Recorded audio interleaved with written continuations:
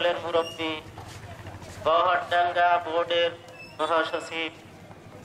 আর ঈদুল আজহা হলো জিলহজ মাসের যে চন্দ্র উঠবে তার 10ম তারিখে হলো তোমরা জিলহজ মাসের আজকে হলো কি 10 তারিখ, সেই 10 তারিখ আমরা ঈদের নামাজ ভাগ করে রাখবেন। এরপরে আপনারা ওইখানে আমরা কি সেই সময় রোজা রাখতে পারি? আমরা যেই সময় ইফতার করেন আমরা কি সেই সময় যে চন্দ্র দেখতে হবে, চন্দ্র দেখে হ্যাঁ ঠিক দুপুর বাজার আগ পর্যন্ত ঈদুল মোহাম্মদের সাথে যাই যদি করি যে এইটা কি হবে, গোমরাহি ছাড়া আর কিছুই হবে না। রসুলের দেশে যেই দিন ঈদুল আজহা ঈদুল ফিতর হচ্ছে সেই দিন কিন্তু অন্যান্য অর্থের ব্যাপারে কিন্তু তাকে জানাই দেন নাই যে তোমার পরীক্ষা চলতেছে, প্রশ্নপত্র কেমন আর কোন বই থেকে প্রশ্ন করাবে তাও আমরা জানি। তারপরে আল্লাহ রাব্বুল আলামিন কোরবানি করার কি নির্দেশ দিলেন, বললেন যে আমাকে তো নির্দেশ দেওয়া হয়েছে তোমাকে জবাই করার জন্য, তাহলে তুমি কি এর জন্য কি প্রস্তুত? হযরতে ইব্রাহিম হযরতে ইসমাঈল আলাইহিস সালাম বলেন যে আমি প্রস্তুত। আল্লাহ দিচ্ছে না, যেহেতু আল্লাহ রাব্বুল আলামিনের সিদ্ধান্ত শুধুমাত্র এটুকুলো কি পরীক্ষামূলক, ইতিমধ্যে আল্লাহ রাব্বুল আলামিনের পক্ষ থেকে লা ইলাহা ইল্লাল্লাহ আল্লাহু আকবার, লা ইলাহা ইল্লাল্লাহ। আরে কে আমরা তো আল্লাহর হুকুম পালন করার জন্য তাই কি মহান আমাদের এই আল্লাহর হুকুম পালনের মধ্যে ইতিমধ্যে হযরতে জিবরিল আলাইহিস সালাম পরীক্ষা, তোমার ছেলের অন্তরের পরীক্ষা, আল্লাহর হুকুম বাস্তবতা তোমরা যথাযথভাবে পাশ করছো, শতভাগ পাশ করছো, তোমরা 100-র মধ্যে 100 নাম্বার পেয়েছো। আল্লাহ রাব্বুল আলামিনের পক্ষের হুকুম এখন তোমাকে দুম্বা কুরবান হুকুম দিচ্ছেন। দুম্বা কুরবানের জন্য আল্লাহু আকবার ইবাদতের বৈশিষ্ট্য দিয়ে শুরু হয় হযরতে ইব্রাহিম আলাইহিস সালাম। ঈমান নেই তারা কি মুসলমানরা? তারা অমুসলিম। আল্লাহ রাব্বুল আলামিন আমাদেরকে আমরা যা কিছু শুনলাম আমল করার তৌফিক দান করুন।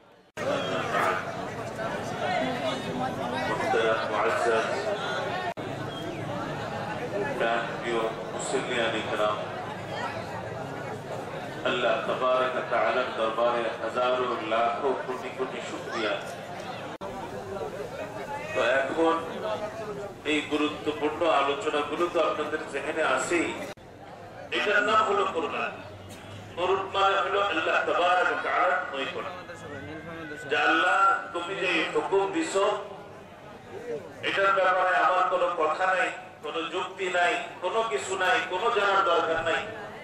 তুমি বলছো যে বান্দা তোমার জানোয়ারকে আমার নামে কোরবানি করে দাও, আমি আল্লাহু আকবার বলে ভাগ করে রাখবেন। এরপরে আপনারা ওইখানে তাআলা খুশি হয়ে বান্দার কোরবানিকে কবুল করে নিয়ে ওই বান্দাকে তার কাছের তার নৈকট্য এমন কিছু ভুল আমাদের দ্বারা হয়ে যায় যে জিনিসগুলো এই জানোয়ারটা অন্য সময়ের জানোয়ারের মতো না।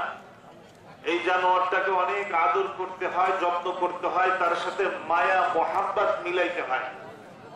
প্রত্যেকবার আপনার থেকে আল্লাহ তাবারক ওয়া তাআলা যদি কবুল করে নেয় তাহলে এর বদলায় আপনি জান্নাত পেয়ে যাবেন ইনশাআল্লাহ। এই আশা নিয়ে এই কুরবানির জানোয়ারের সাথে একটু মোহাব্বত করতে হবে। 2 নম্বর জিনিস হলো জবাই করার সময় আমাদের কাছে আমরা প্রতিদিন গরু ধরি না, গরু কাটা সাধারণত যে কোনোভাবে ধরে পশ্চিম দিকে ঘাটটা ঘুরাইতে হবে, তো ঘাট করে আমি জান্নাত খরিদ করতে চাইতেছি, আমার মহল্লাকে খুশি করতে চাইতেছি, এটা অন্য জানোয়ারের মতো না। তো এটাকে তুমি খুবই আদব ইহতিরামের সাথে এটাকে শোয়াবা। আমি যে বিষয়গুলো বলবো এই বিষয়গুলো একটু বিশেষ করে দৃষ্টি দিয়ে বিষয়গুলোর দিকে খেয়াল রাখবা। 365 দিন যেভাবে জবাই করো ওই আচরণটা আমার পশুর সাথে তুমি করো না। বলতে পারবেন ইনশাআল্লাহ? আর যদি সুন্দর যায় এই জন্য প্রথমত ওই জানোয়ারের গলাটা একটু বেশি পরিমাণ কাটা হয়। তো জবাই কি জিনিস আমি আপনাদেরকে বলি, এই 4টা রড কাটার নাম হলো জবাই। এর চেয়ে বেশি কাটবেন না। এর চেয়ে বেশি না কাটলে এরকম হবে যে গরুটা বেশি লাফালাফি দাপাদাপি এরকম করতে থাকবে। এটা ভালো। এটা কেন করে? এই হয় না, এটা থাকে তো এটা যদি থাকে, রক্ত কম পাচ্ছি, রক্ত যেন কোথায় চলে যাচ্ছে, তুমি তাড়াতাড়ি রক্ত সরবরাহ করো। তখন হার্ট ওর সর্বোচ্চ শক্তি দিয়ে পাম্প করতে থাকে যে তাড়াতাড়ি মাথার কাছে রক্ত পাঠাইতে হবে। তো তখন গরু জানোয়ার খুব বেশি ছটফট করতে থাকে। তো ওই ছটফট করার সময় যত বেশি ছটফট করবে এবং হাত পর্যন্ত যাইতে পারবে না, ওই রক্তের যেই নালীগুলো ওইগুলো কেটে দেওয়া হয়েছে। আর এটাই হলো সবচেয়ে উত্তম পন্থা। ডাক্তারি ভাবে বলেন আর শরীয়তগত ভাবে বলেন, এটাই হলো 1 নম্বর পন্থা, যে ওইটাই সবচেয়ে উত্তম গোশ, সবচেয়ে উত্তম জানোয়ার, সবচেয়ে উত্তম জবাই, যেটার ভিতর থেকে সুন্দরভাবে ভিতরের জমানো রক্তগুলো বের হয়ে যায়। আমার কথা কি বুঝে আসছে? বুঝাইতে পারছি? তো এই জন্য দেখবেন যে জবাই করার সময় আমাদের কসাই ভাইরা একটু জলদি করার জন্য ছোট ছোট ছুরি দিয়ে ছোট ছোট খোঁচা দেয়। এটা তো করাই যাবে না কোনোভাবে, এটা কোনোভাবেই করা যাবে না। ছোট ছোট ছুরি দিয়ে কোন রকম খোঁচা দেওয়া যাবে না গলার ভিতরে। যা কসাই ভাইকে বলবেন জবাই দেওয়া হয়ে গেছে, এরপরে গরুতে তুমি হাত তখন লাগাবা যখন আমি তোমাকে পারমিশন দেব। আপনি মালিক, আপনি গরু কাটতে পারেন না, শুনতে পারেন না, কোনো কিছু পারেন না, আপনি এতটুকু দায়িত্ব পালন করবেন। আপনি গরুটাকে, জানোয়ারটাকে ভালোভাবে দেখবেন যে জানোয়ারের কোথাও জান আছে কিনা।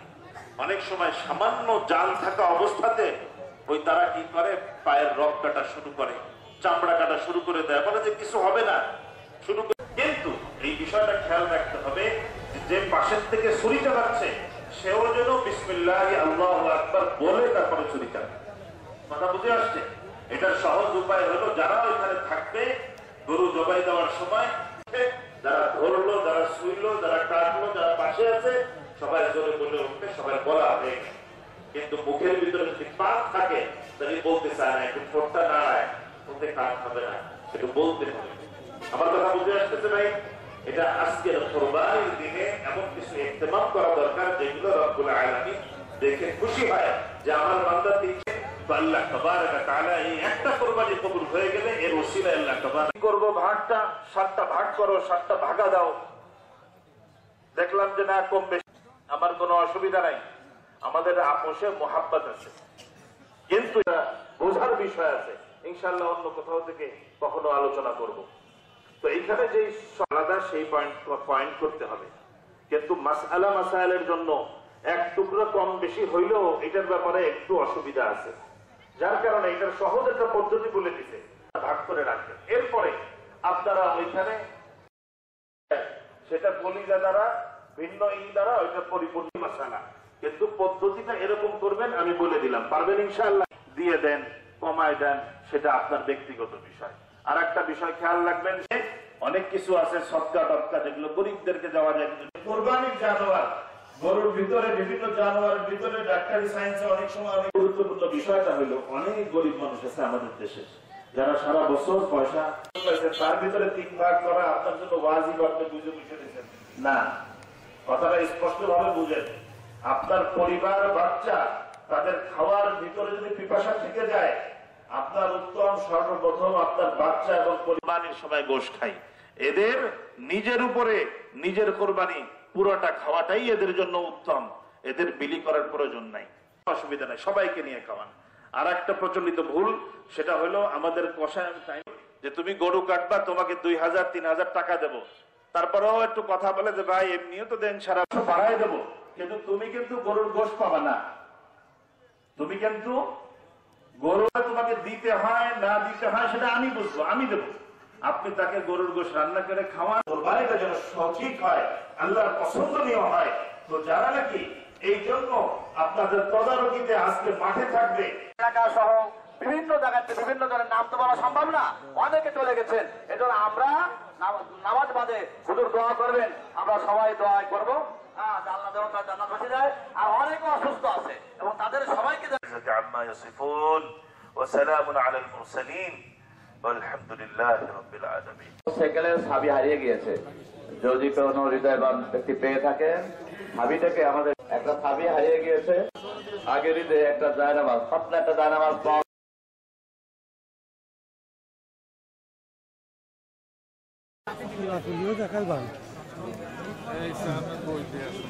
আসসালামু আলাইকুম, ঈদ মোবারক।